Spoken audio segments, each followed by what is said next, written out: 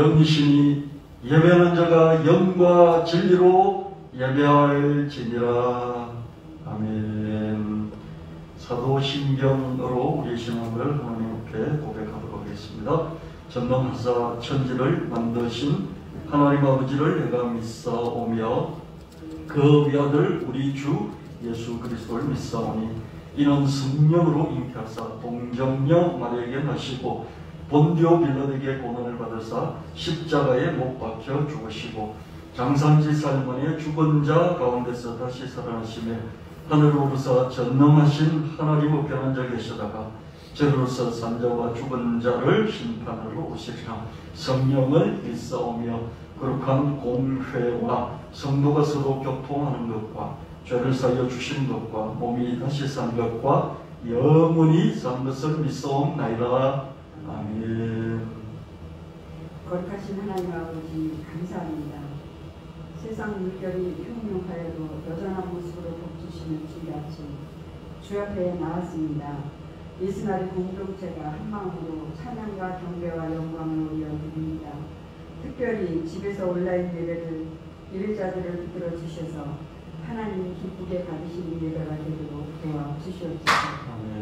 한 주간도 하나님의 놀라우신 보호하신 가운데 잘 통과하게 하시고 기쁨으로 우리를 위하여 세워주신 주일날 주의 전에 모여싸운 주님, 세상에서 허물된 것, 죄악된 것들을 깨닫고 회개가 되게 하옵시고 주님 보혈로 깨끗하게 하사 신령과 진리로 예배하도록 도와주시옵소서.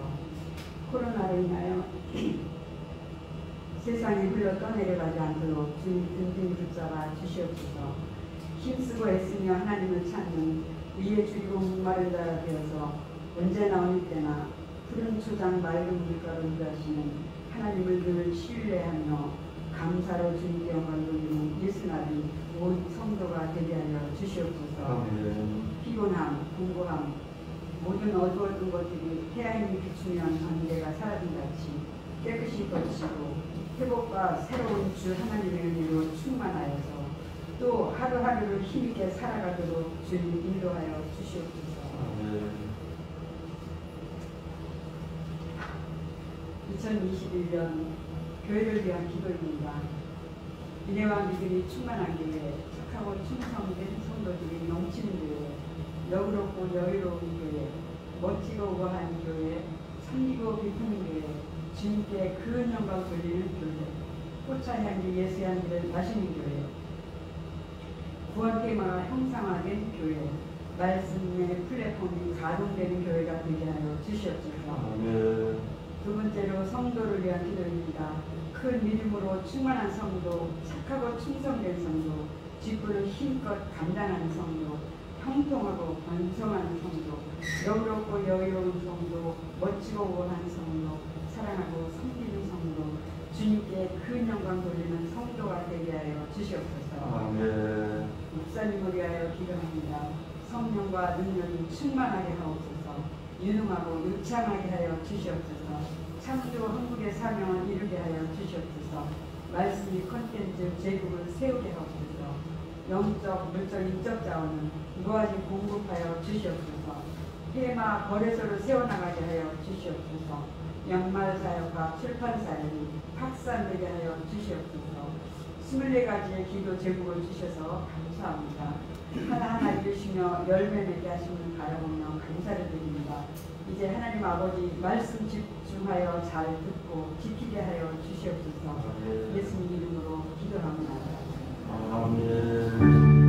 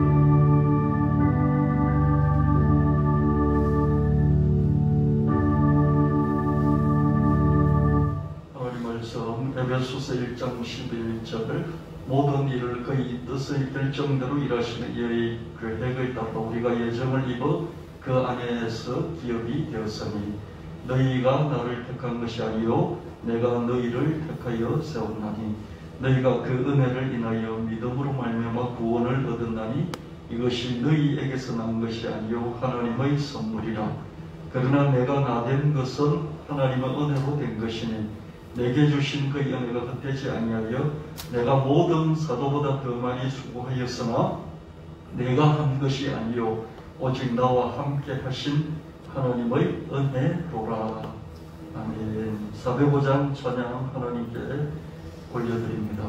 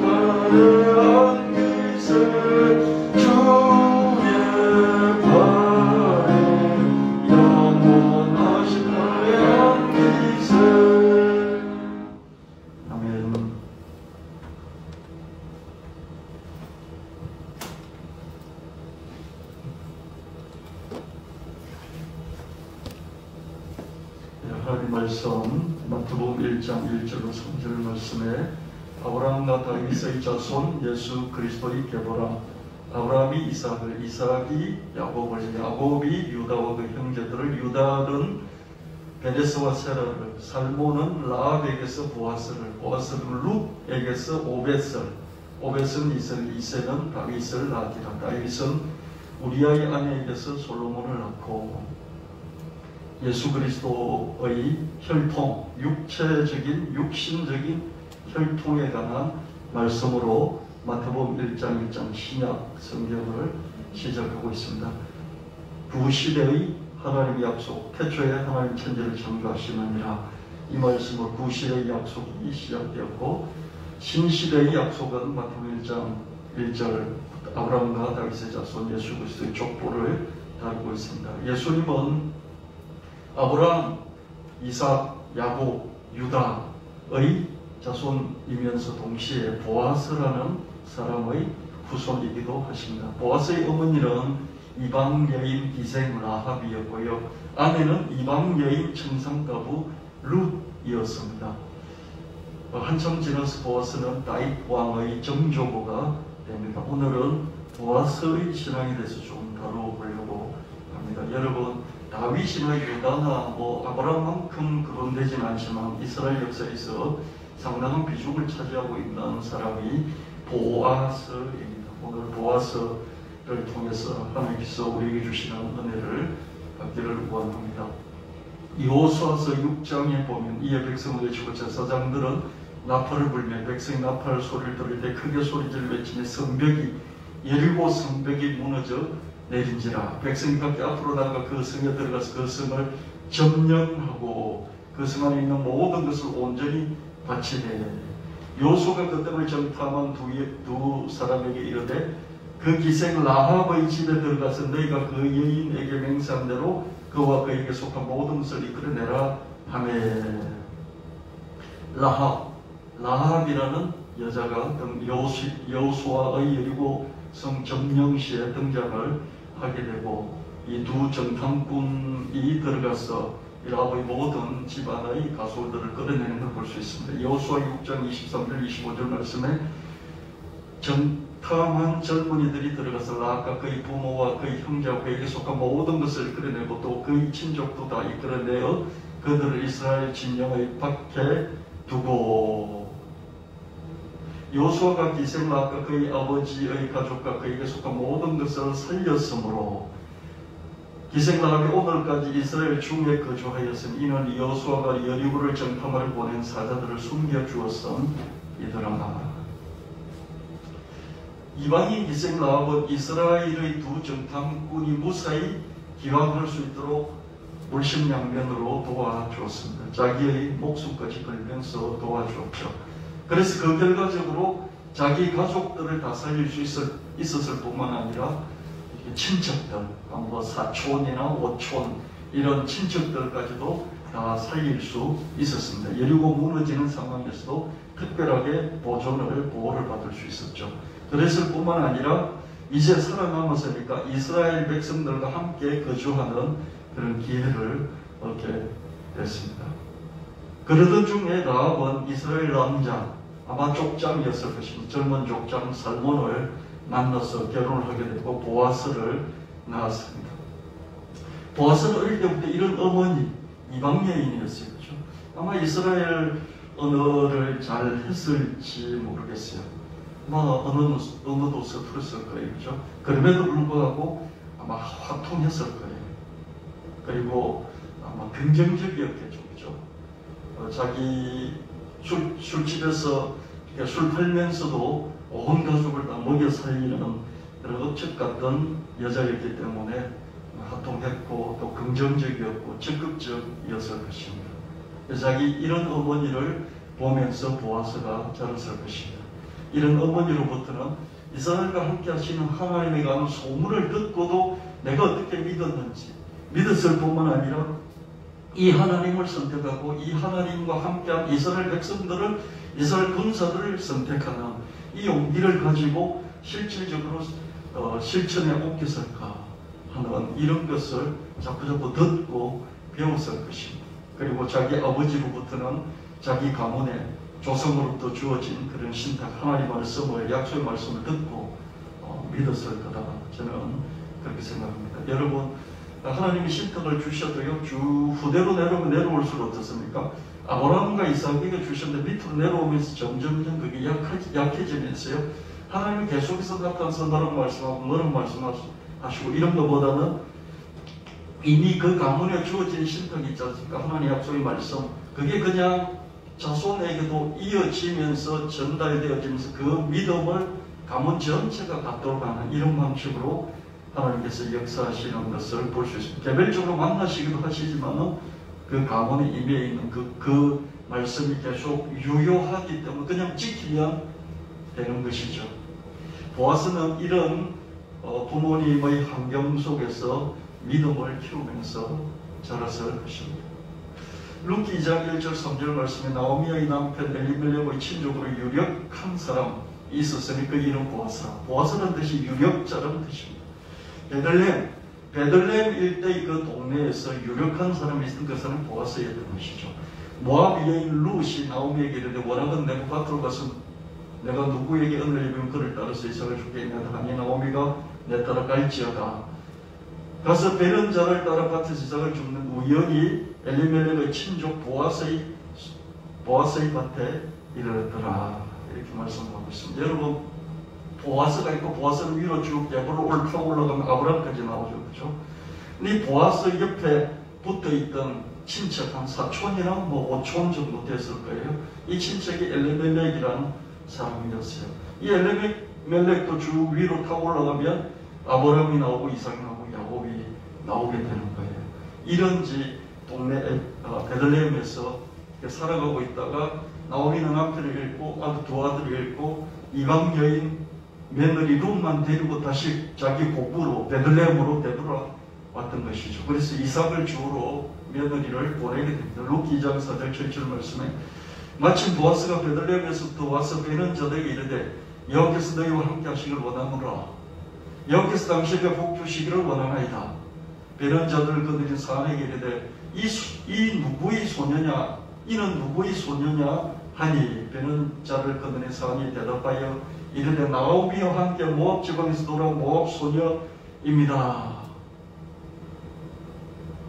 베는 자를 따르 당사에서 이삭을 죽게 하소서 하더니 아침부터 지금까지 잠시 쉰 것 외에는 계속 이삭을 죽고 있습니다. 이렇게 대답을 했습니다. 룻 2장 8절 10절 말씀에 보아스가 룻에게 이르되 내 따르더라.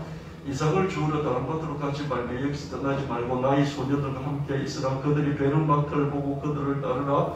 내가 그 소년들의 명령에 너를 건드리지 말라 하였느니라. 목이 마르거든 그릇에 가서 소년들이 기름 것을 마실지니라. 룻이 엎드려 땅에 대고 절하며 나는 이방인이건 어찌하여 내게 은혜를 베푸시며 나를 돌보시나이까. 둘이 밭에서 이삭 주러 온 룻이 이 보아스를 만나게 되는 그런 장면입니다. 룻 2장 11절 13절 말씀에 보아스가 그에게 대답해 이르되 내 남편이 죽은 후로 내가 시어머니에게 행한 모든 것과 내 부모 곡을 떠나 전해하지 못하던 이스라엘 백성 가운데로 온 일이 내게 분명히 알려졌느니라. 여호와께서 내가 행한 모든 일을 보답하시기를 원한다. 하나님께서 그의 날개 아래 보호를 받으러 내게 온전한 상 주시기를 원한다.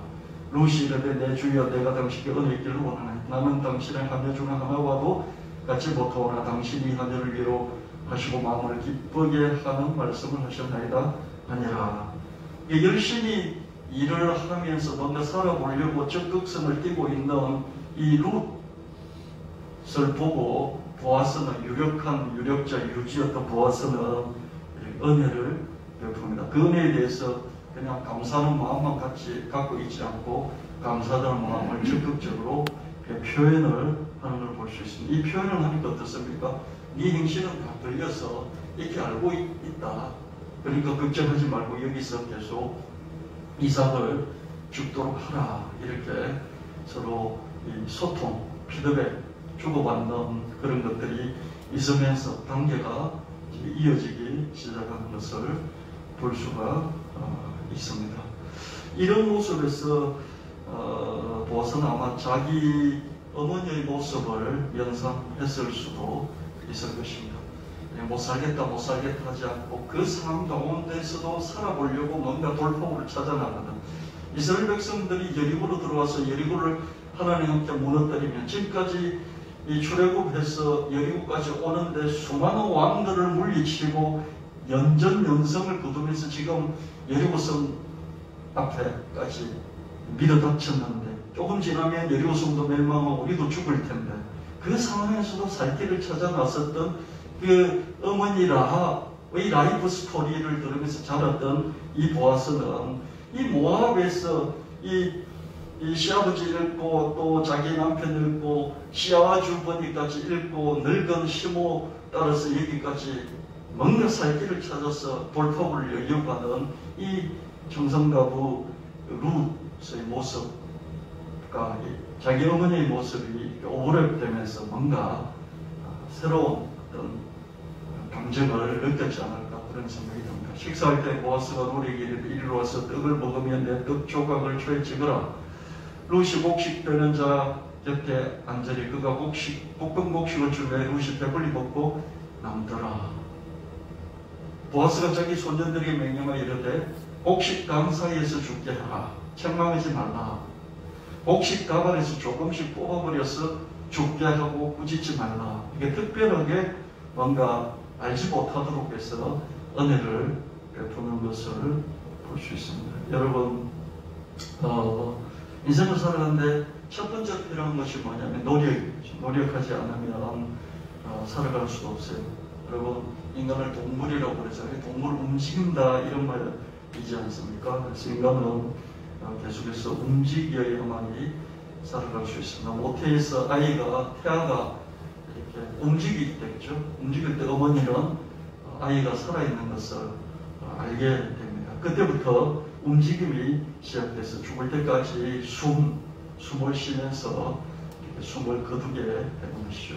사람은 움직여야만이 살 수 있습니다. 이런 코로나 때문에 국민들의 그 체중이 늘어났다고 그러지 않습니까? 특히 아이들 학교를 안 가니까 집에서 체중들이 다 늘어났어요. 움직이지 않으니까. 그렇죠? 이런 일이 벌어지게 되는 것이죠. 첫 번째는 노력입니다. 노력이라는 것은 움직이는 것이죠. 그렇죠? 두 번째 인생 살아가는 데 필요한 것은 지혜입니다. 노력만 하면 안 되지 않습니까? 쓸데없는 노력들이 있을 수 있으니까 지혜롭게 노력을 해야 되겠죠. 그죠? 그 다음에 세 번째 필요한 게 뭐냐면은 은혜입니다. 은혜라는 것은 내가 한 것은 별것 아닌데 대단한 결과가 오는 게 이게 은혜이고, 내가 한 것은 아무것도 없는데 뭔가 결과가 오는 이런 것들이 은혜입니다. 여러분, 은혜가 있을 때 우리는 참 행복하게 살아갈 수 있습니다. 이런 게 그걸 뭐라고 효용이라고 하죠. 효용, 그죠? 내가 지출한 것이 100원밖에 안 되는데 내가 느끼는 행복감은 한 10,000, 10,000, 100만이 돼요. 그죠? 이때 효용은 엄청나게 크지 않습니까? 그죠? 그래서 여러분, 인생의 효용감. 와, 내가 아무것도 없는데 이런 걸 누리게 되다니. 와, 내가 이거 10,000원밖에 안 줬는데 100만원짜리 내가 얻게 됐다니. 이런 게 효용감입니다. 그래서 우리가 효용감이 넘치는 행복한 삶을 살기 위해서는 은혜가 있어야 되는 것이죠. 룻이 내가 노력한 거에 비해서 왜 이렇게 이삭을 오늘 많이 주었지? 그랬을 때 행복도가 높아지겠죠. 이 행복도 높아지는 것은 은혜롭게 은혜를 얻었기 때문에 그 행복도가 높은 것. 자기 노력도 있었지만 노력을 넘어서는 은혜가 있었기 때문이겠죠. 이방인 청산가부 룻이 늙은 외톨이 시므를 선택했어요. 그리고 선택했을 뿐만을 부양하는 모습에서 보아서는 자기 어머니 라합의 헌신적이었던 그 옛날에 어머니가 온 가족을 일가 친척까지도 사돈 팔촌까지도 살리려고 애썼던 그 어머니의 모습이 오래 됐을 것입니다. 보아서는 룻을 선대할 수밖에 없었고요. 룻에게 은혜를 베풀어 볼 수 있습니다. 룻기 3장 1절 4절 말씀에 룻의 시어머니 나오미가 룻에게 이르되 내 딸아 내가 너를 위하여 안식할 곳, 결혼할 곳을 구하여 너를 복되게 해주어야 되겠다. 내가 너와 함께하다 하늘을 좀 보아서는 우리의 친족이다. 오늘 타작마당에서 보리를 까볼 것이다. 목욕하고 기름을 바르고 의복을 입고 타작마당에 내려가서 그 사람이 먹고 마시기를 다 하고 나서 잠잘 때 그 옆에 가서 눕는 곳을 알았다가 발치 이불을 들고 거기 누우라. 그러면 그가 너가 어떻게 해야 될지 알려줄 것이다. 이렇게 훈수를 두고요. 그 훈수대로 이제 시행을 합니다. 룻기 3장 5절 9절 말씀에 룻이 시어머니에게 이르되 그대로 내가 행하겠습니다. 타작마당으로 내려가서 시어머니의 명령대로 보아스가 먹고 마시고 마음이 즐거우고 깊던 더미의 끝에 눕는지를 룻이 가만히 가서 그 발집을 들고 거기 누우더라. 보아스가 놀라 몸을 돌이켜본즉 여인이 자기 발치에 누워있던지라. 내가 누구냐? 나는 당신의 여종 룻이오니 당신의 옷자를 펴 당신의 여종을 덮어소서. 당신이 기업을 물을 자가 됨이니이다 하니, 이 기업 물을 자가 된다는 걸 물으다는 말은 뭐냐면요, 단어가 참 어려운 단어예요. 이 물으다는 말은 옛날에 어릴 때 제가 쓰던 단어였는데요, 거의 없어졌어요. 근데 성경에는 남아있는데요, 이 물으다는 말은 반환하다, 되돌려주다. 내가 이렇게 팔았어요. 판 것을 다시 내가 되사는 거예요. 이런 게 물으다는 거예요. 물어낸다. 그렇죠? 이런 거예요. 누군가가 내 것을 가져다가 팔아버렸어요. 그렇죠? 그럴 때 내가 이렇게 하면서 물어내. 그걸 물어내라고. 물어내다는 것은 다시 사서 돌려주는, 이게 물어내는 거죠. 물으다. 나를, 내 기업, 내 재산, 내게 있는 권리가 있는데 이게 남에게 넘어갔다. 또는 이 권리가 행사가 되어야 되면 당신이 사서 내게다가 그것을 사서 다시 내게 돌려다오. 이게 기업 물어다, 이런 뜻입니다. 기업이라는 것은 재산을 말하죠.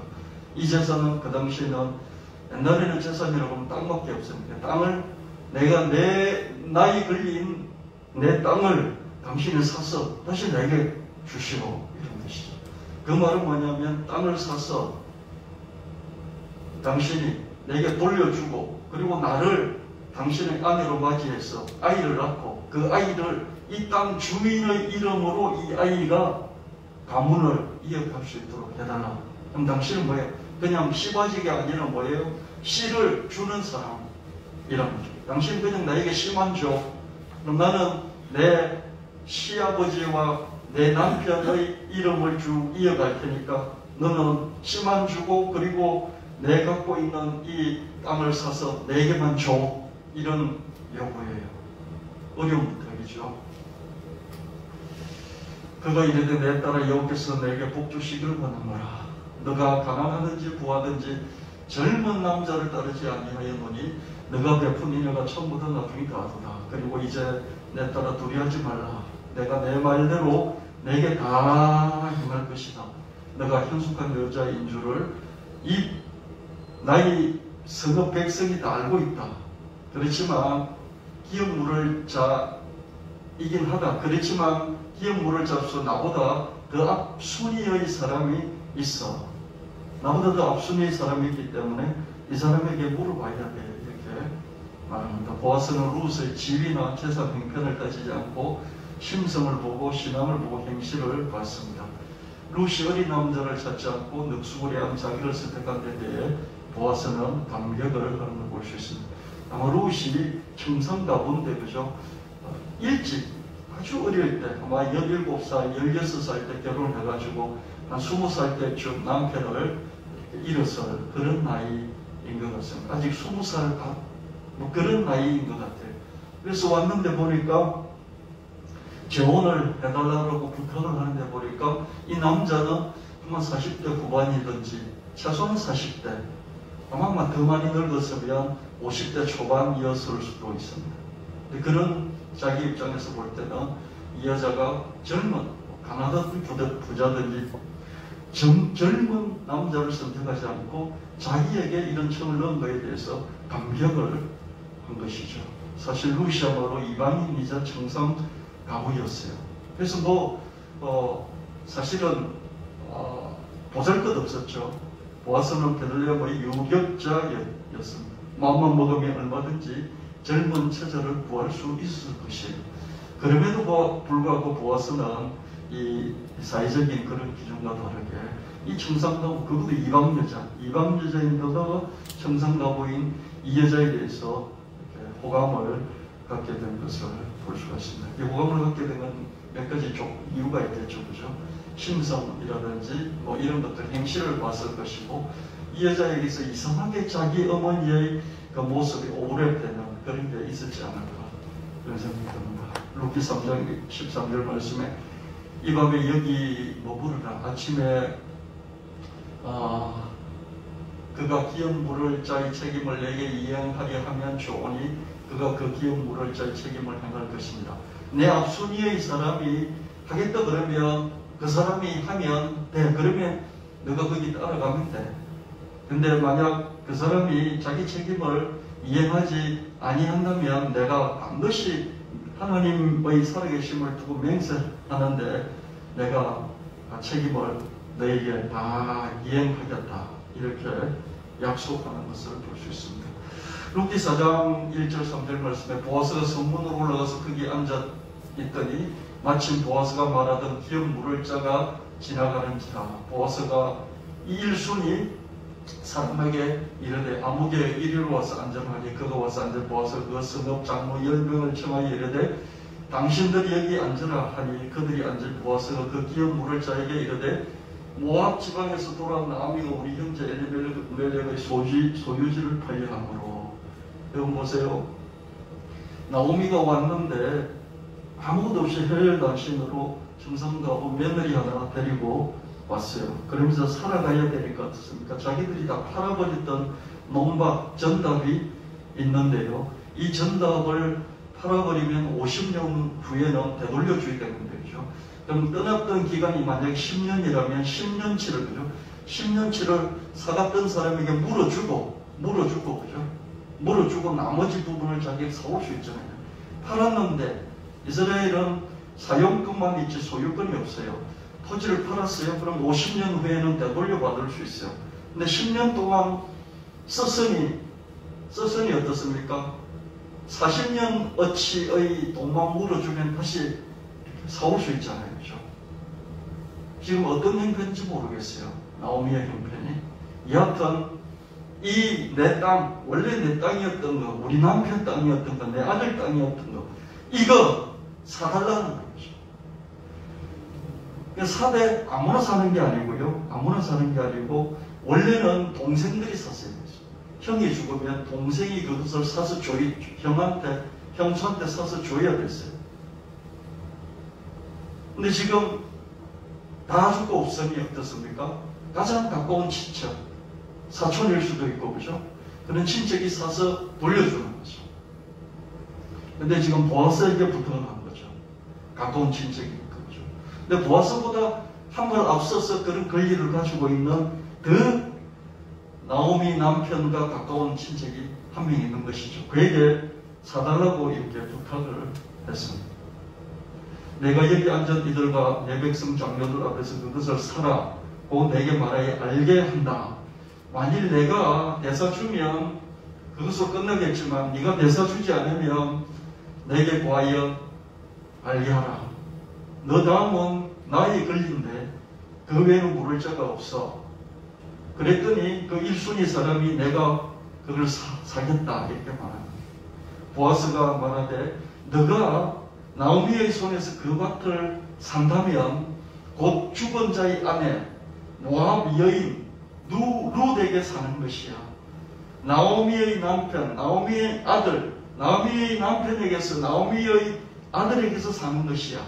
그것은 모압 여인, 그 남편의 며느리였던 모압 여인 룻에게서 사는 셈이야. 그 사서 모압 여인 룻의 남편의 이름으로 너가 가문을 이어가도록 그렇게 해야 돼. 이렇게 말을 했어요. 그랬더니 그 기업 물을 첫 번째 권리를 가지고 있는 사람이 이르되 나는 내 땅에 내 금전적인 손해가 있을까 봐서 이렇게 못하겠어. 야, 나 안 할 테니까 네가 해. 이렇게 대답을 했습니다. 손해가 되니까 못하겠다는 거예요. 여러분, 기업을 물어주는 것은요, 손해가 큽니다. 왜 그렇습니까? 안 하면 나한테 돌아올 재산인데 그렇게 해서 뻔히 남에게 좋은 일을 시키기 때문에. 왜 그렇습니까? 사는 데는 내 돈이 들어가고, 그리고 거기서 애를 낳아서 길러면 어떻습니까? 그 애도 죽은 사람의 그 계보를 이어가고, 그리고 재산도 그 죽은 사람이 이름으로 계보를 이어가는 그 자손에게 재산이 돌아가기 때문에요. 손해가 있습니다. 형사치수 제도는 하나님이 하늘이 세우신 그런 제도입니다.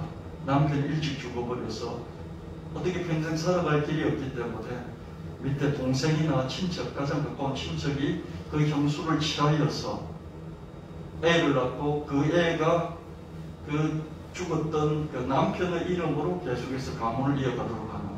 그래서 재산이 있으면 분배를 그 가문을 이어가는 그 사람, 그 가문의 원래 죽었던 사람의 이름으로 이 가문이 형성되게 만들기 때문에 그걸 사서 주는 사람은 손해인 것이죠.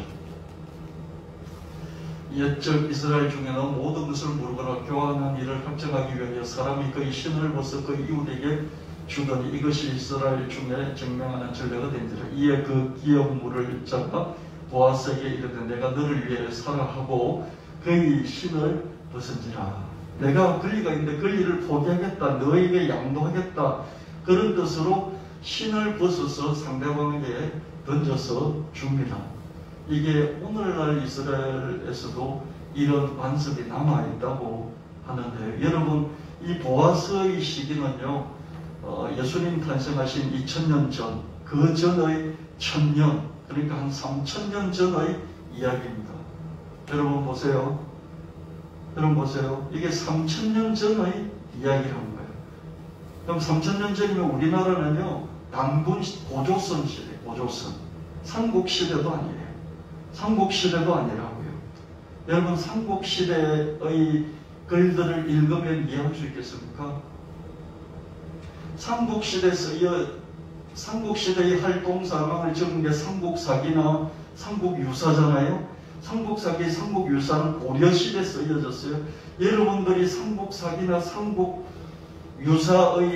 그 원전을 보고 읽으면서 이해를 다 할 수 있겠습니까? 어렵죠, 그죠? 고려시대 책들을 여러분 보고 읽어도 이해가 잘 안 되죠, 그죠? 조선시대는 어떻습니까? 가시리 있고, 뭐, 그러면서 나오는 그런 시조들 있지 않습니까? 그런 것만 봐도 머리가 아프지 않습니까? 이해가 잘 못하죠, 그죠? 근데 3000년 전에 활동사항을 기록해 놓은 성경이 룻기입니다. 3000년이요. 이해가 잘 되겠습니까? 그래서 이게 신을 벗어서 던지는 이 관성을 정확히 이해는 하지 못하겠지만 내가 갖고 있는 권리를 내게 준다, 이런 뜻으로 이해를 하면 좋겠습니다.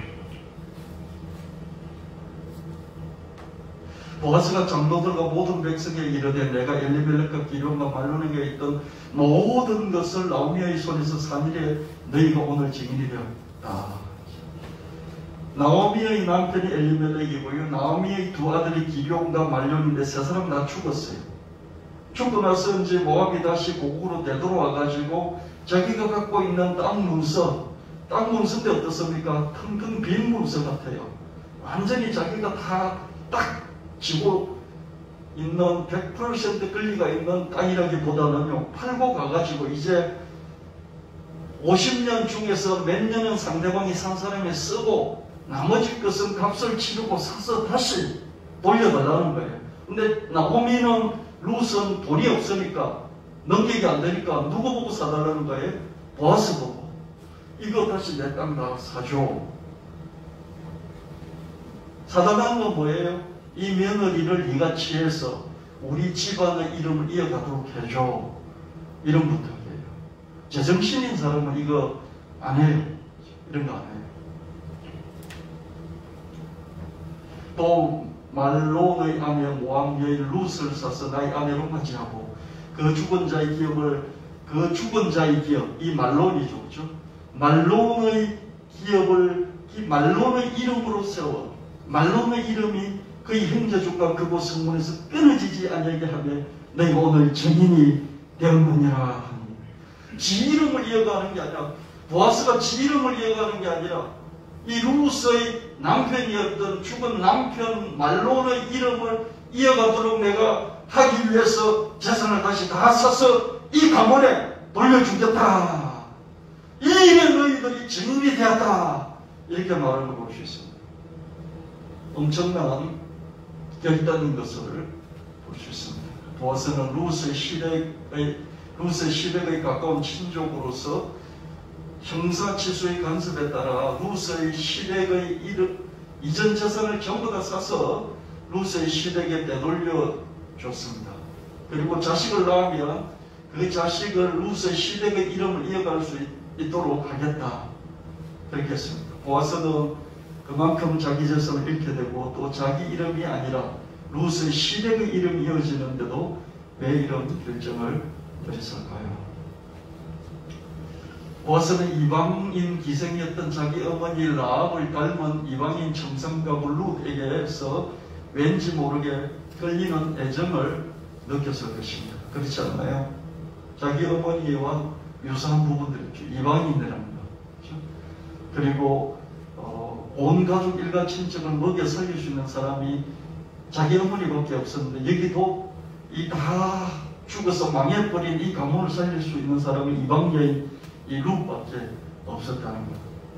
그래 다 포기하고 술만 홀짝홀짝 마시는 게 아니라 살아보겠다고 이삭주로 다니는 이 모습을 보면서 자기 어머니의 불쌍했던, 그러나 당차게 이 자기를 낳고 가문을 세웠던 자기 어머니의 모습을 보았을 것입니다. 이때 보아스는 아마 50대 초반이었을 수도 있으니까 자기 어머니는 아마 돌아가고 안 계셨던 것 같아요. 기생의 일을 하다가 이제 이스라엘에 합류되어서 거기서 눈이 맞아서 결혼을 했으니까 결혼을 일찍 한 셈 아니었을 것 같아요. 좀 결혼이 늦어졌을 것 같아요, 자기 어머니가. 그리고 자기를 낳고 기르고 자기가 벌써 중년이 되어버렸으니까 자기 어머니는 아마 돌아가셨을 거예요. 저는 그렇게 봐요. 안 돌아가셨으면 어머니가 등장해서 어머니가 한마디 했을 텐데 어머니 얘기는 없어요. 그래서 뿐만 아니라 자기 아버지 살몬으로부터 가문의 신탁을 듣고 믿었을 것입니다. 또 내 씨로 말미암아 천하 만민이 복을 받으리니. 아브라함과 이삭, 또 야곱에게 주신 하나님의 말씀이죠. 통치자의 지팡이 그 발 사이에서 떠나지 아니하기를 실로 50까지 이르리리. 야곱의 아들이던 유다에게 내려진 하나님의 큰 축복이죠. 그죠? 유다 지파에서 왕이 나올 것이라는, 지도자가 나올 것이라는 이런 하나님의 신탁 말씀입니다. 이걸 계속 듣고 들어서 이게 계속해서 전해져 내려오고 있어요. 여러분, 우리도 믿음이요, 이제는 한 3대, 4대 돼요. 저는 우리 할아버지 때부터 믿었으니까 우리 할아버지가 3대죠. 우리 애들까지 4대죠. 그죠? 저만 하더라도 4대가 돼요. 그러면 저보다 좀 일찍 믿은 집은 5대까지 내려오죠. 믿음이요, 우리나라도요. 여러분, 첫 번째인 그런 믿음 집안도 있죠. 그죠? 여러분이 처음으로 믿음의 아브라함, 믿음의 사라 같은 그런 집안도 있을 것이에요. 이게 믿음의 어떤 전통들이, 그러니까 트라디션. 그러니까 하나님 나타나서 이렇게 말씀하셨다. 내가 처음에 하나님을 이렇게 믿었다. 내가 하나님 믿으면서 이런 감동이 있었다. 이런 것들이 전해져 내려오는 것이죠. 그걸 자식들이 그대로 붙잡고 그 위에다가 다시 자기 신앙을 덧붙여 나가는 것이죠. 보아스는 아브라함부터 시작해서 유다에게가 쭉 이어져 되는 이런 가문의 전통, 가문의 말씀, 하나님 말씀을 듣고, 계속 듣고, 그리고 붙잡았을 거예요. 할렐루야. 누구나 손해보다는 이익이 되는 방향으로 선택을 하게 되어 있습니다. 누가 손해를 보는 쪽으로 뭘 선택을 하겠습니까? 그죠? 그러나 하나님의 약속의 말씀을 붙잡고 믿는다면 자기가 뒤로 물러서는 그 순간에도 자신감과 여유를 가질 수 있습니다. 결국에는 하나님께서 나를 잘되게 해주실 거야 라는 이런 확신이 있는 사람은 당장의 손해도 감수할 수 있게 됩니다. 여러분, 내가 계속 붙잡고 믿는 하나님의 약속의 말씀은 무엇입니까? 아브라함의 복에 관한 약속의 말씀은 예수 그리스도 안에서 내게도 해당됩니다. 아브라함의 복이 뭡니까? 네가 잘 될 것이고 너를 통해서 또 너희 후손을 통해서 세상 사람들이, 주변 사람들이 잘 될 것이야. 너는 복이야. 복이라는 것은 너도 잘 되고 남도 잘 되게 하는, 이게 복이잖아요. 너는 복이 될지라. 너는 복이 될 거야. 너도 잘 될 거야. 너 때문에 다른 사람도, 너 덕분에 다른 사람도 잘 될 거야. 이게 아브라함 복이잖아요. 그죠?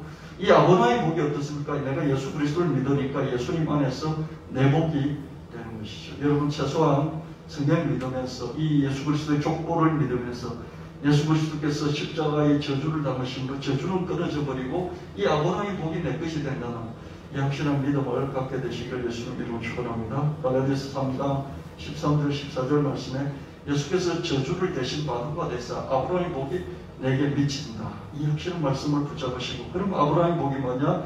너희 이름을 장대하게 하고 너희 지경을 넓혀주고 너가 번성하게 될 것이다.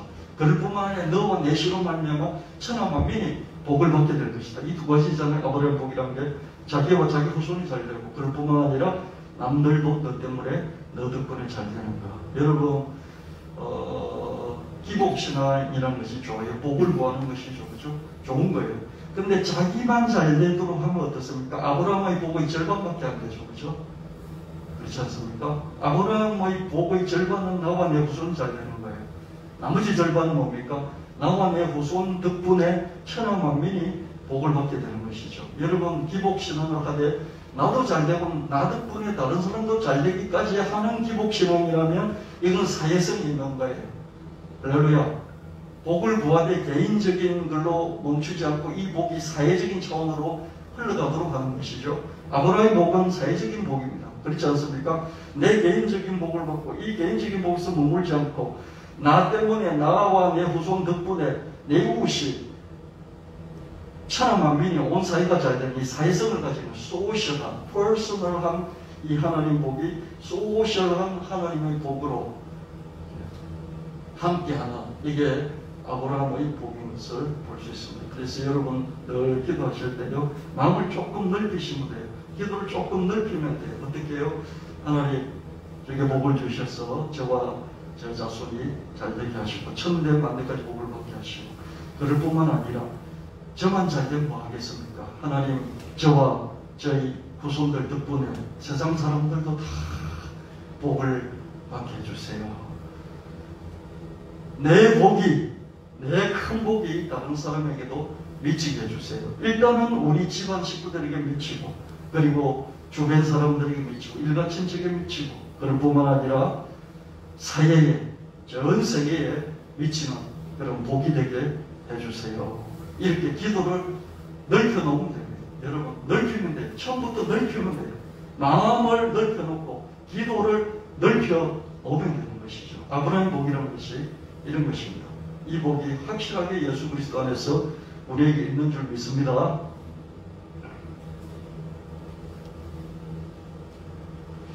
아브라함은 롯에게 목초지 선택의 우선권을 양보할 수 있었죠.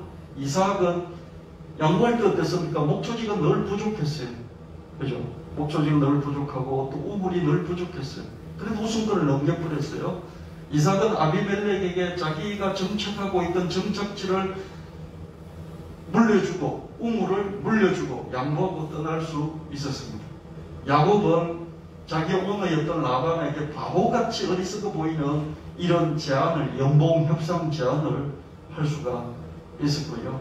유다는 베냐민 대신에 홀로 이집트에 나와서 이집트, 자기도 모르는 저 대제국의 국무총리의 종이 되겠다고 결단하고, 내가 내 동생을 대신해서 여기에 남겼습니다. 이런 결단을 할 수 있었습니다. 여러분, 손해보는 길을 선택한 것이죠. 보아스가 자기 재산만 축나고, 그리고 결과는 지 이름은 없어지고 남의 이름만 개성되도록 하는 이런 선택을 할 수 있었던 것이죠. 이게 하나님을 믿는 사람, 너시로 말미암아 천하 만민이 복을 얻게 될 것이다. 너 집안에서, 너는 유다 지파지 않냐? 너 집안에서 유다 지파 베레스의 너가 후손이지 않느냐? 너 집안에서 대대로 통치자가 나올 것인데 그 직장자가 너희지 않냐? 그 직장자가 너야. 그런 어떤 자신감에서 나오는 여유가 있었기 때문일 것입니다. 룻을 선택하기 위해 재산 손실을 감수한 보아스를 향해서 성읍 사람들이 축복을 퍼부어줍니다. 이 젊은 여자로 말미암아 내게 상속자를 주사 내 집이 다말이 유다에게 낳아준 베레스의 집과 같게 하시기를 원하노라.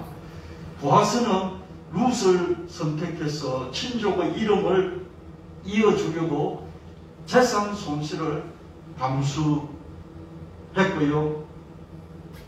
그랬더니 그 정인들이, 장로들이 모여가지고 이 젊은 여자 룻으로 말미암아 너에게도 상속자를 주시고 너 집이 다말이 유다에게 낳아준 베레스의 집과 같게 하시기를 원하노라.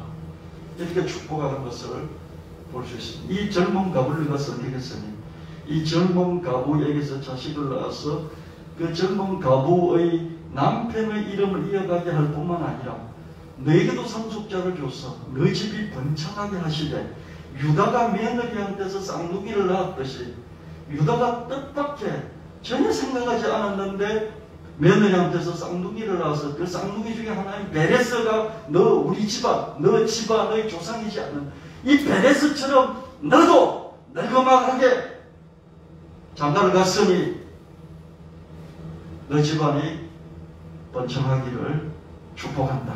그러면서 주변 사람들이 막 축복을 쏟아 부어주는 걸 볼 수 있습니다. 여러분, 다음 시간에 다윗을 한번 살펴볼 텐데요. 이게 복을 받는 비결이 몇 가지가 있는데요. 첫 번째는 자기가 이제 하나님께 잘해서 복을 받아야 됩니다. 두 번째는 뭐냐면요, 그냥 이웃 사람들이 그냥 복을 빌어줘요. 그냥 이웃 사람들이 그냥 네가 복 받으면 누가 복 받겠어? 그러면서 복을 왕창 빌어줘요. 그냥 지나가다가 한마디씩 툭툭 너는 크게 될 거야. 하나님 너 복 많이 주시기를 바래. 이런 말들만 그렇게 하도록 만들었다는 뜻이겠죠. 그죠? 세 번째는 뭡니까? 다윗의 경우인데요. 원수가 복을 빌어주는 거예요. 이런 경우 어디 있겠습니까? 원수가요 복을 빌어줘요. 너는 정말로 잘 될 것이야. 너는 잘 될 수밖에 없어. 이 말을 원수가 해줘요. 보아스가 이런 삶을 살면서 이런 선택을 했을 때 주변에 있는 온 동네 베들레헴의 장로들이 백성들이 다 모여가지고 복을 빌어주되 이 젊은 가부가 너에게도 상속자를 줬어. 너 조상 유다가 며느리한테 뜻밖의 아이를 낳아서 그 집안이 지금까지 이어내려오면서 너까지 나왔지 않느냐. 유다가 며느리에게서 낳은 쌍둥이 중에 하나인 베레스의 가문이 쭉 내려오면서 보아스 너가 태어났지.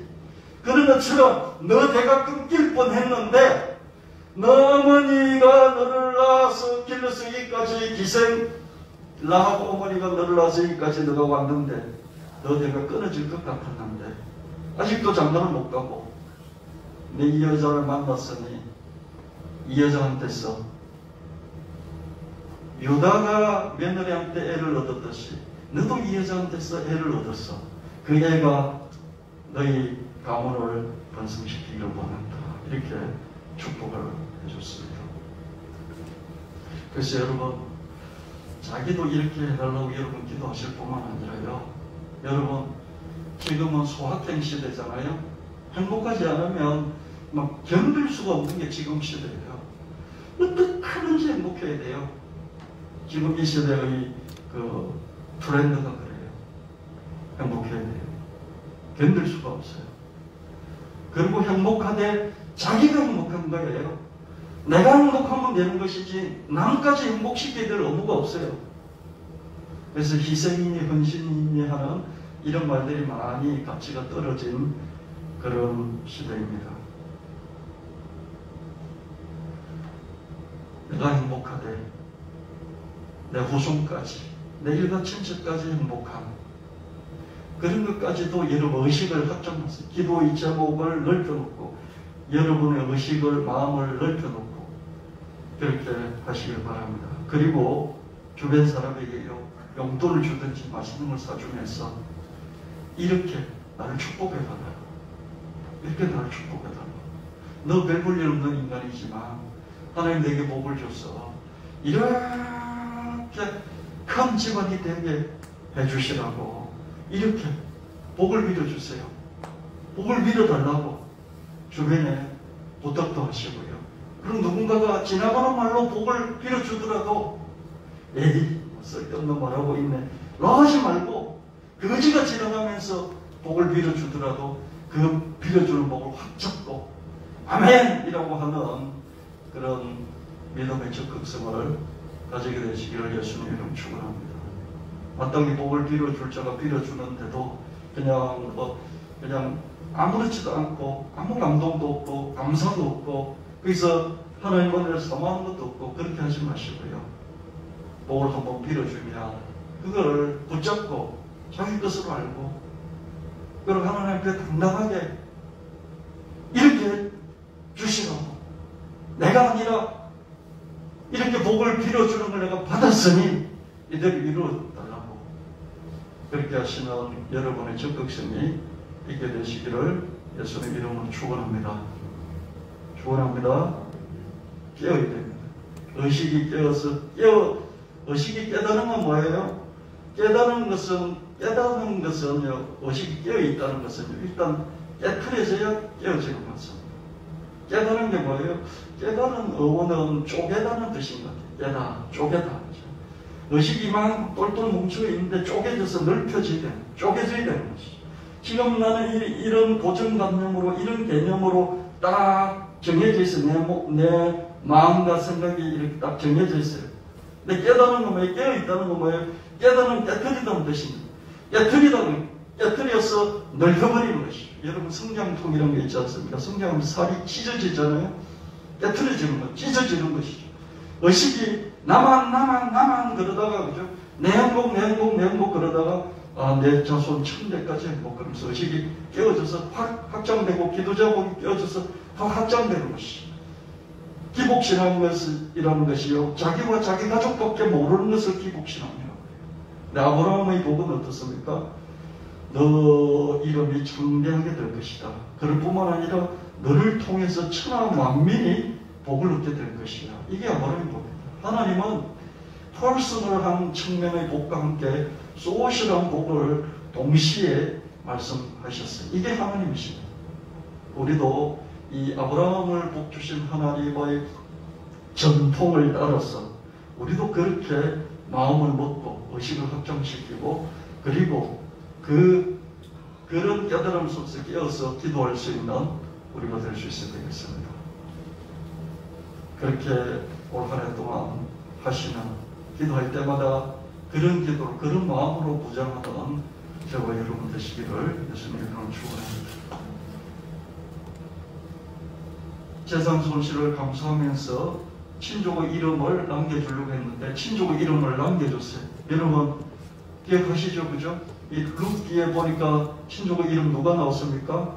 나오미가 나오고요. 나오미의 남편 아비죠. 나오미의 남편 이름이 나왔죠. 에비멜렉인가요? 그렇죠?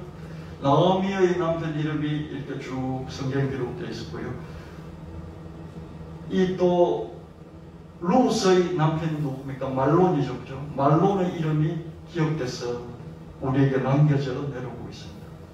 근데 하도 보아스의 이름이 유명해지고 하도 보아스의 정손이었던 다윗 왕의 이름이 유명해지니까 어떻습니까? 에비멜렉과 그 말론의 이름이 쭉 이어져 내려오다가 어떻게 됐습니까? 보아스 이름만 더 크게 남게 되어버린 것이죠. 보아스 그걸 원치 않았어요. 룻의 전 남편의 이름이 쭉 내려가기를 원했어요. 그래서 자기가 선택을 했어요. 그럼에도 불구하고 그 후손이었던 다윗 왕의 이름이 너무 커지니까 어떻다고요? 성경에서 이름이 룻의 남편의 이름보다는 보아스 이름이 더 크게 등장하게 된 것이죠. 자기 이름은 더 크게 넘길 수 있었습니다. 보아스는 다윗 왕의 정조부가 되고 예수 그리스도의 조상이 될 수 있었습니다. 역대하 3장 11절 말씀에 솔로몬이 예루살렘 모리아산에 여호와의 전 건축하기를 시작하니 그곳은 전에 여호와께서 그의 아버지 다윗에게 나타나신 곳이요 여부스 사람 오르나니 타작마당에 다윗이 정한 곳이라. 그 두 기둥을 성전 앞에 세웠으니 왼쪽에 하나요 오른쪽에 하나라.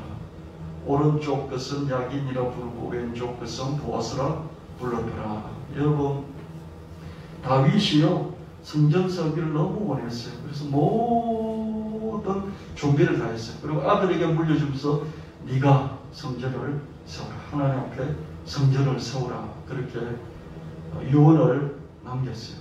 아마 유언을 남기면서 성전을 지을 때 있잖아요. 성전을 잘 짓고 앞에 기둥을 2개 세우고 그 기둥에 우리의 조상인 보아스의 이름 하나 새겨줘. 그 성전의 이름을 보아스라고 불러다오. 이렇게 다윗이 부탁했는지도 모릅니다. 다윗이 특별히 마음에 두었기 때문에 그 아들 솔로몬이 이 성전을 지어놓고 성전 앞에 2 기둥을 세웠어요. 성전의 기둥이 아니에요. 성전을 예루살렘 성전을 처음으로 짓고 그 앞에 2 기둥을 세워놓고요. 한쪽의 이름을 야긴 꿋꿋하게 확립돼서 딱 서 있어 이런 뜻으로 야긴이라 이름을 짓고요. 한쪽에는 보아스는 원래 유력하다는 뜻이에요. 유력자.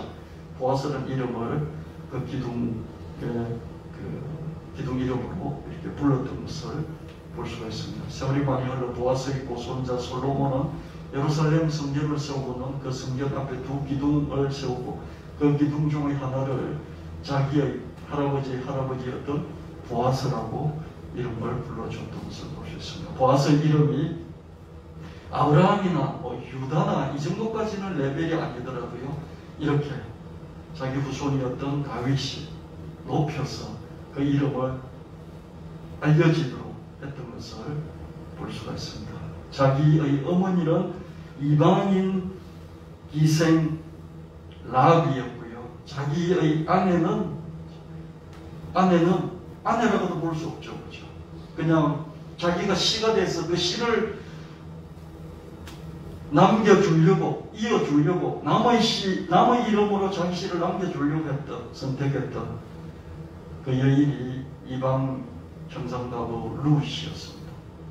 이런 보아스의 이 믿음과 선택에 대해서 다윗 왕이 크게 이렇게 쳐주고, 그러면서 그 이름을 솔로몬이 높여서 여기까지, 지금까지 기록돼서 전해오도록 한 것을 보게 됩니다. 이 일에 대해서 우리가 무슨 말 하겠습니까? 자기 아들을 아끼지 아니하시고 우리를 위해서 내어주신 하나님 아버지, 이 하나님 아버지를 우리가 알고 믿는다면 우리가 살아갈 때 여유와 자신감을 가지지 않을 수가 있겠습니까? 이런 말씀입니다. 사랑에는 두려움이 없습니다. 완전한 사랑은 두려움을 쫓아버립니다. 두려움이 있다는 것은 뭔가 벌받을지도 모른다는 이런 생각을 한다는 것이고, 이렇게 뭔가 벌받을지도 몰라라고 앞으로 뭐가 안 좋은 일이 생길지도 몰라, 혹시 내가 굶어 죽을지도 몰라, 혹시 내가 노숙하다 얼어 죽을지도 몰라, 혹시 내가 암에 걸릴지도 몰라, 암에 걸렸는데도 치료할 병원비도 없을지도 몰라, 이런 생각들을 자꾸 하면서 두려워하는 것은 이 하나님 온전한 사랑, 자기 아들을 주시기까지 사랑하신 이 하나님 온전한 사랑을 알지 못하고 믿지 못하는 것이지 않느냐. 두려워하는 사람은 아직 사랑을 완성하지 못했다. 자기 아들을 십자가에 내주실 정도로 하나님 아버지는 나를 사랑한다. 이 완전한 사랑을 내가 알고 믿으면 두려움을 떨쳐버릴 수 있다. 너는 복이 될지라 내 시로 말미암아 천한 만민이 복을 받으리라. 이 아브라함의 복은 예수님 안에서 나의 복이 된다. 하나님 아버지는 매주일 나를 예배 가운데로 불러주시고 약속의 말씀을 가져서 떠먹여주시고, 지금 아브라함에게 주신 약속의 말씀, 이삭에게 주신 약속의 말씀, 야곱에게 주신 말씀, 그리고 유다에게 주셨던 말씀까지 우리가 통틀어서 계속해서 매주일마다 듣고 있어요. 그럼 이 듣는 말씀을 이건 아브라함 거지만 내 거냐, 이건 이삭 거지, 유다 거지 내 거냐, 그렇게 믿으면 안 돼요. 이 말씀이 예수 그리스도 안에서 이 전통, 이 말씀의 전통이 그대로 내게도 이어지는 거구나. 여러분, 개성이라는 게 있잖아요. 개성이라는 게 있고 전통이라는 게 있지 않습니까? 개성과 전통은요, 예수 그리스도로 완성이 됐지 않습니까? 예수 그리스도로 완성이 되는데 이 완성이 어떻습니까? 이 완성된 예수 그리스도 안에서 우리가 예수를 믿기 때문에 아브라함이 받았던 것, 이삭, 야곱, 유다가 받았던 것이, 이 보아스가 받았던 것이 내 것이 된다는 이 확실한 믿음을 가지시고, 이 예배를 가운데로 부르시고, 이 예배를 통해서 또다시 이 약속의 말씀을 확증시켜 주시는 이 말씀을 객관적으로만 보지 마시고 퍼스널하게 개인적으로 내 것으로 받아서 붙잡고 믿고 믿어서 자기 것으로 만들어 나가는 여러분 되시기를 예수님의 이름으로 축원합니다. 그럼 믿으면서요, 객관적인 포지션이라는 게 참 중요해요. 근데 객관적인 포지션과 함께 이건 아브라함 거지, 이건 야곱 거지, 이런 객관적인 포지션이에요. 근데 이게 내 것이 됐구나 하는 이 확실한 이해와 깨달음 속에서 자기 것으로 만들어 나갈 줄 아는 이 적응력, 이 적용 능력, 응용 능력, 이것이 차이를 내는 것입니다. 여러분, 3000년 전에 있었던 이 보아스 이야기가 객관적으로만 알면 나하고 무슨 상관이 있겠습니까? 근데 이 전통이, 여기에 임했던 하나님의 신탁이 예수님 안에서 내 것이구나, 내 것이면 하나님 내게 꼬맹을 떠나서 음성을 들려주시지 않더라도 이 예배에서 선포되는 말씀을 통해서 내 것을 내가 극복 확실하게 붙잡고 흔들리지 않고, 흔들릴지라도 또 붙잡고, 내가 손해볼 것 같은 그 상황에서도 이런 말씀을 붙잡기 때문에 자신감과 여유를 갖고, 하나님이 결국에는 나를 아브라함의 복을 주셔서 나도 잘되고 내 후손도 잘되고 내 주변 사람들도 잘되게 하실 거야 하는 이런 전망, 이런 비전, 이런 퍼스펙티브, 이런 앞에서 쫙 펼쳐지는 미래를 바라보면서 우리가 현재를 어려움을 평가하고 거기서 벗어나는 자신감, 여유를 가질 수 있어야 할 것입니다. 특별히 우리는 아브라함의 복이 있고 또 영생을 누리는 복이 있고 천당에 입주하는 그런 복이 있습니다. 이런 복을 주신 하나님께 감사할 수 있어야 되겠습니다. 여러분, 감사가 있으시길 바랍니다. 작은 일에도 감사합니다 라고 말을 할 수 있습니다. 이게 너무 형식적이 되어버리긴 했는데요. 미국 사람들은 기독교 전통이 있기 때문에 땡큐라는 말을 땡큐, 땡큐가 이런 말들을 너무 쉽게 하지 않습니까? 너무 쉽다 보니까 값어치가 없어져 버리긴 했는데요. I'm sorry, 미안합니다, 땡큐. 이게 너무 흔하다고 하지 않습니까? 그죠?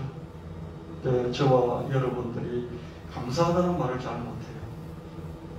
열심히 노력은 해요. 열심히 노력하는데 첫사랑을 잃어버리고요. 열심히 노력하는데 감사하는 말을 잃어버려요. 여러분, 가까운 사람끼리 감사합니다 이 말을 존경하시고요. 그리고 미안하다 이 말도 존경하시고요. 그렇게 할 수 있는 우리가 되어야 되겠습니다. 하나님께 이런 본질적인 감사를 드리시고요. 또 이웃에게도 전하는 우리가 되어야 되겠습니다. 내가 복음을 부끄러워하지 않는다. 쭉 지금 들었던 예수 그리스도 안에 있는 영생의 복, 예수 그리스도 안에 있는 천당 영주권의 복뿐만 아니라 예수 그리스도를 통해서 위로 올라가 보니까 하나님이 아브라함에게서부터 쭉 예수 그리스도 이르기까지 주신 그 복, 나도 잘 되고 너 자손도 잘 되고 너 주변 사람이 너와 너 씨로 통해서 천하 만민까지 복을 받겠다는 이 복. 이 복, 이런 것들이 뭐예요? 복음이에요. 이런 것들이 뭐예요? 복음이라는 것은 기쁜 소식이에요. 어떤 기쁜 소식입니까? 나도 잘 되고 내 후손도 잘 되는데 나 때문에 천하 만민이 복을 받고 예수 그리스도를 믿어서 내가 영생까지 누리고 저 천당에, 강남이 아니라 천당에 가장 좋은 곳에 영원히 살 수 있고 하나. 이 복음, 이 기쁜 소식, 이 기쁜 소식을 나만 듣고 내 것으로 갖고 있지 말고 확신을 크게 하면 할수록 전하지 않을 수가 없거든요. 이 좋은 것을 전하지 않을 수가 없어요. 전하는 복음을, 내가 듣는 이 복음을 부끄러워하지 않나, 당당히 전하나, 특별히 가장 가까운 가족에게, 껄끄러운 가족에게, 이만하고 싶지 않은 가족에게. 왜 그렇습니까? 너무 나란 존재를 잘 알고 있기 때문에 내가 특별히 이런 말을 하면요, 낯뜨거워서 잘 할 수가 없습니다.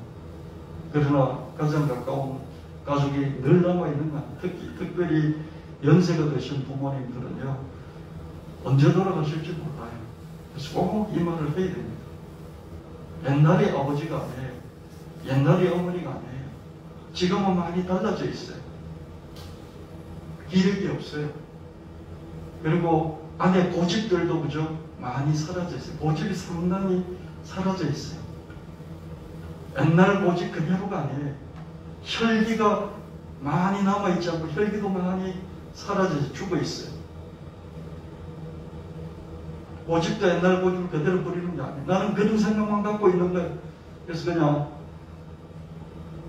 시간을 얻어서 예수님을 전하고 예수님 안에 있는 영생을, 제사함과 영생을 전하고 예수를 믿어서 저 천당에서 영원히 사는 이것을 전하고, 그리고 우리와 우리 후손은 잘 될 것이다. 우리 후손을 통해서 복을 다른 사람에게도 끼칠 것이다. 우리는 이것을 믿고 그렇게 행복하게 살고 있습니다. 나도 잘 될 뿐만 아니라 우리 후손들이 잘 될 것입니다. 그렇게 당당하게, 그래서 우리를 낳아주셔서 고맙습니다. 그러면서 전할 수 있는 우리가 되어야 되겠습니다. 가까운 사람에게 건강만 빌어주지 말고, 행복만 빌어주지 말고, 돈 많이 벌으려고 빌어주지 말고, 이런 복음, 예수의 복음을 전할 수 있는 저와 여러분 되시기를 예수의 이름으로 축원합니다. 하나님 아버지, 오늘 1월 마지막 주일 예배를 주 앞에 기쁨으로 감사함으로 힘껏 정신 차려서 들었습니다. 오늘 받은 이 말씀을 굳게 잡고 잡아서 하나님 인생을 당차게 살아가게 하여 주시옵소서.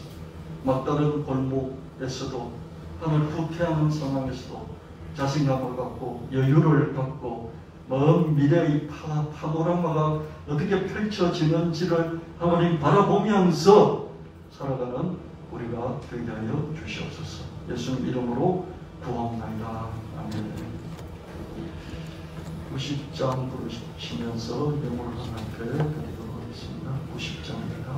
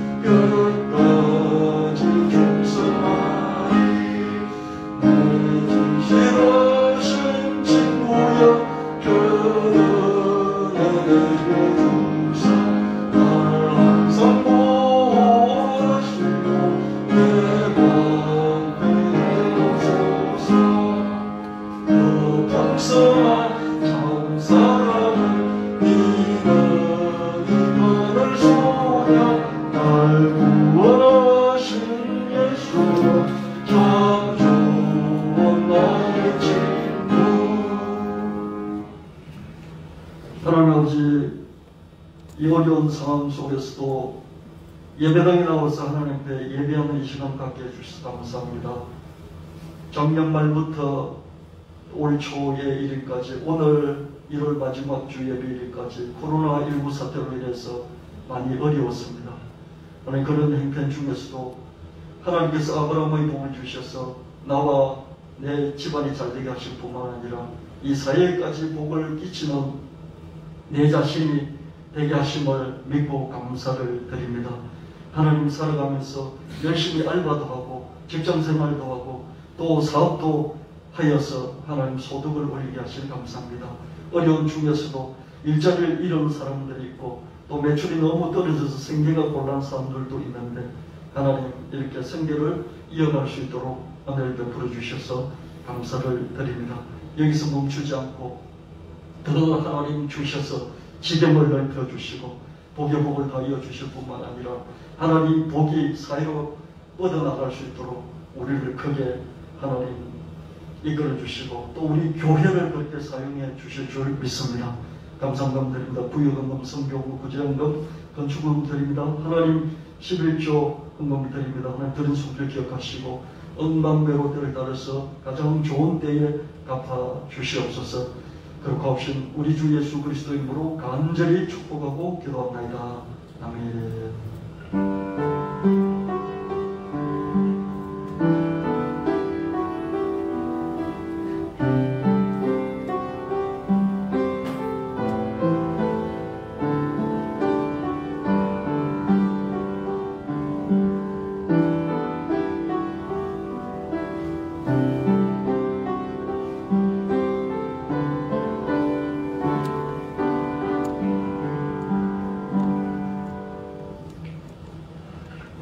일어나셔서 623장 부르시고 축도받고 간절히 자기 자신의 집회를 기도하시고 서로 인사하시고 오늘 예배 모든 일정을 드리겠습니다.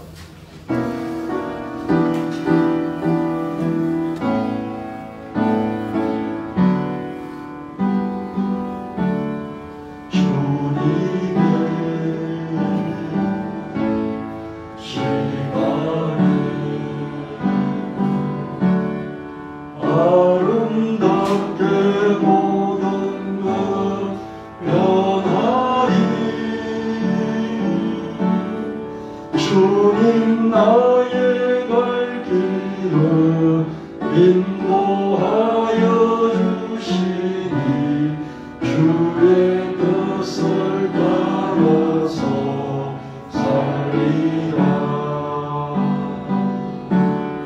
주님의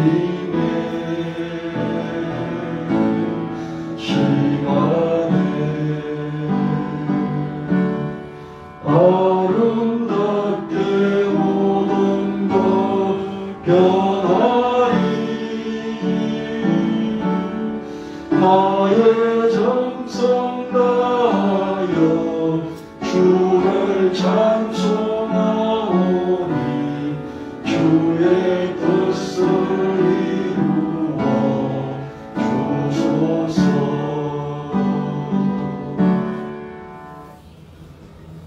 이제는 우리 주 예수님의 지극하신 은혜와 하나님 아버지의 영원 무궁하신 사랑하심과